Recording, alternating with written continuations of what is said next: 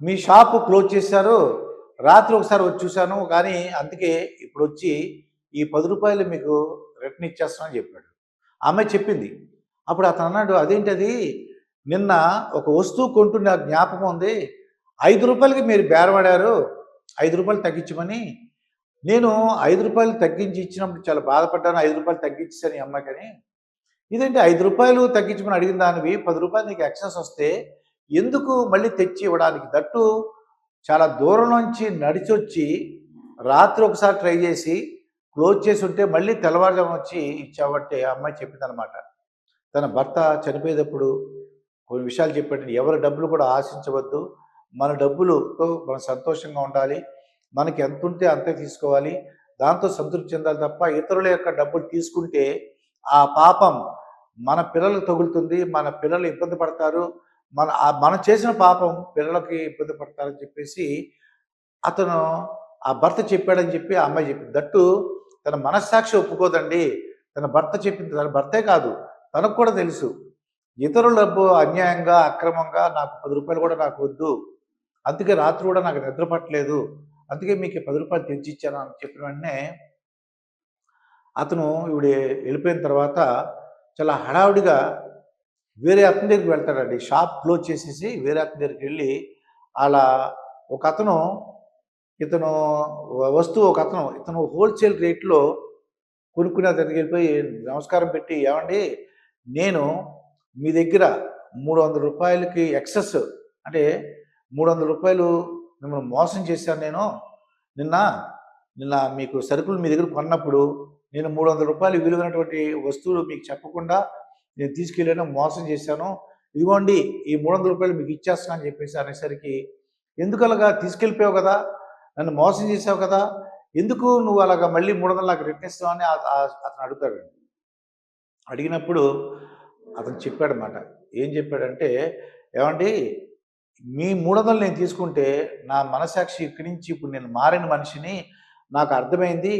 మన డబ్బులు కానప్పుడు మనం తీసుకోకూడదు. మన పిల్లలకి ఆ పాపం తగులుతుంది. మన పిల్లలు అభివృద్ధిలోకి రారు. మన కుటుంబ సభ్యులు ఇబ్బంది పడతారు. ఆ ఉద్దేశంతో నేను ఈ రూ. 300 రిటర్న్ ఇచ్చిన వెంటనే" అతను అది ఆలోచించుకుని ఆ షాప్ అతను ఒక 2 రోజులు ఇంకా ఒంట్లో బాగుండక హాస్పిటల్‌లో జాయిన్ అయిపోతాడు. అంటే తను ఎంతో మోసం చేశాడు. ఇతను ఈ ఎవరైతే రూ. 300 తీసుకున్నాడో అతను ఒక జబ్బు పడిపోయి 2 డేస్‌లో మనశ్శాంతి లేదు అతనికి.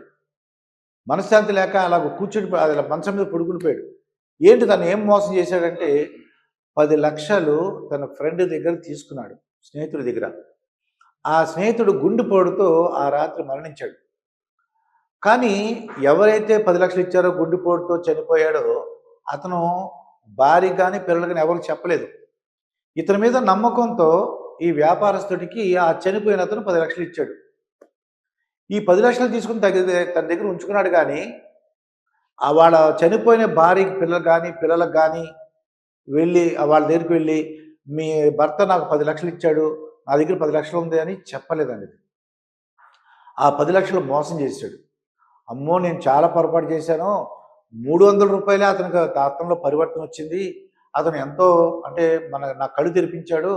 నేను గాని ఈ 10,00,000 తీసుకుంటే నా కుటుంబ సభ్యులో, నా పిల్లలో ఏదో ఒక విధంగా ఇబ్బంది పడతారని చెప్పేసి ఆ 2 రోజుల్లో మదనపడి ఆ 10,00,000 తీసుకెళ్ళి ఒక ఆవిడకి ఇస్తాడండి.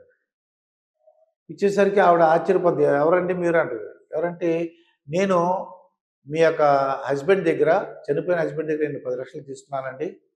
ఆయన నాకు తెలుసు. మీరు నాకు పరిచయం లేదు" అని చెప్పేసి ఆ 10,00,000 రిటర్న్ ఇస్తాడు. ఆ అమ్మాయి ఎవరో కాదు.